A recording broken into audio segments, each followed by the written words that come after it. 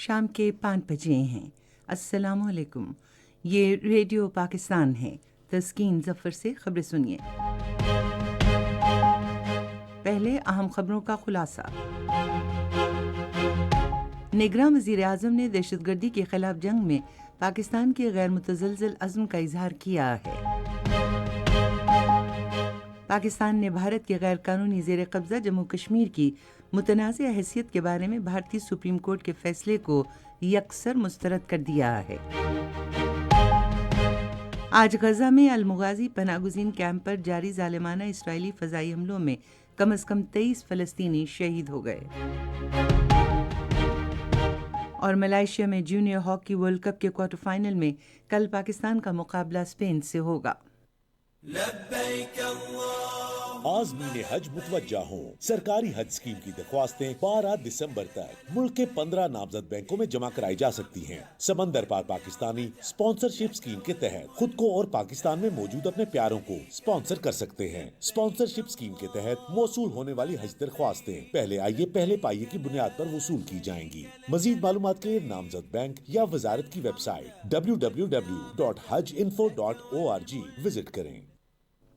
اور اب خبریں تفصیل سے۔ نگراں وزیر اعظم انوار الحق کاکڑ نے آج اسلام آباد میں ویزے کے نئے طریقہ کار کا اجرا کیا تاکہ غیر ملکی سرمایہ کاروں کو راغب کیا جا سکے۔ اس موقع پر اظہار خیال کرتے ہوئے وزیر اعظم نے ویزا پالیسی کو مزید منطقی اور آزاد بنانے پر زور دیا۔ انہوں نے نشاندہی کی کہ جب تک اپنے ملک کو ہم دنیا کے لیے نہیں کھولیں گے، سرمایہ کاری کو راغب کرنا اور تجارتی اور معاشی تعلقات کا فروغ ایک محنت طلب کام ہوگا۔ وزیر اعظم نے کہا کہ آزاد ویزا پالیسی معاشی تعلقات کا اہم جزو ہے۔ نگراں وزیر اعظم انوار الحق کاکڑ نے دہشت گردی کے خلاف جنگ میں پاکستان کے غیر متزلزل عزم کا اظہار کیا ہے۔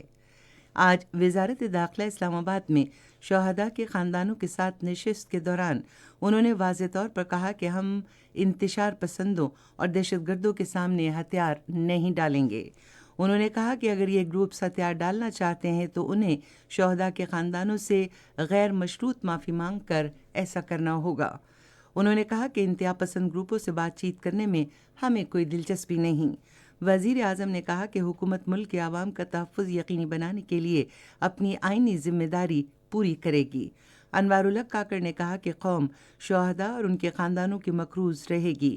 شہداء کو خراج عقیدت پیش کرتے ہوئے انہوں نے کہا کہ دہشت گردی کے خلاف جنگ میں معاشرے کے ہر فرد نے قربانی دی ہے۔ انہوں نے کہا کہ یہ شہداء اور ان کے خاندان ہمارے ہیروز ہیں اور میں انہیں یقین دلاتا ہوں کہ وہ ہمارے دلوں میں رہیں گے۔ نگراں وزیر داخلہ سرفراز بگٹی نے ملک سے دہشت گردی کے مکمل خاتمے کے لیے پاکستان کے پختہ عزم کا اعادہ کیا ہے۔ آج پولیس لائنز اسلام آباد میں ایک تقریب سے خطاب کرتے ہوئے انہوں نے اس بات پر زور دیا کہ ہمیں اس ناسور کے خلاف اجتماعی طور پر اور مستقل مزاجی سے لڑنا ہے اور پاکستان اس جنگ میں کامیاب ہوگا۔ پاکستان نے بھارت کی سپریم کورٹ کی جانب سے غیر قانونی طور پر بھارت کے زیر قبضہ جموں کشمیر کی متنازع حیثیت کے بارے میں فیصلے کو یکسر مسترد کر دیا ہے۔ نگراں وزیر خارجہ جلیل عباس جیلانی نے آج دوپہر اسلام آباد میں ایک نیوز کانفرنس سے خطاب کرتے ہوئے کہا کہ بھارت کی جانب سے 5 اگست 2019 کے یک طرفہ اور غیر قانونی اقدامات کی عدالتی توثیق انصاف کا تمسخر اڑانے کے مترادف ہے۔ اس فیصلے کے ذریعے تاریخی حقائق کو مسخ کیا گیا اور قانونی دلائل کی دھجیاں اڑا دی گئیں۔ انہوں نے کہا کہ بھارت کے مقبوضہ کشمیر کے اپنے ساتھ الحاق کے مذموم عزائم یقیناً ناکام ہوں گے۔ وزیر خارجہ نے کہا کہ بھارتی سپریم کورٹ کا فیصلہ کشمیریوں کی امنگوں کے منافی ہے، جو بھارت کے 5 اگست 2019 کے غیر قانونی اور یک طرفہ اقدامات پہلے ہی مسترد کر چکے ہیں۔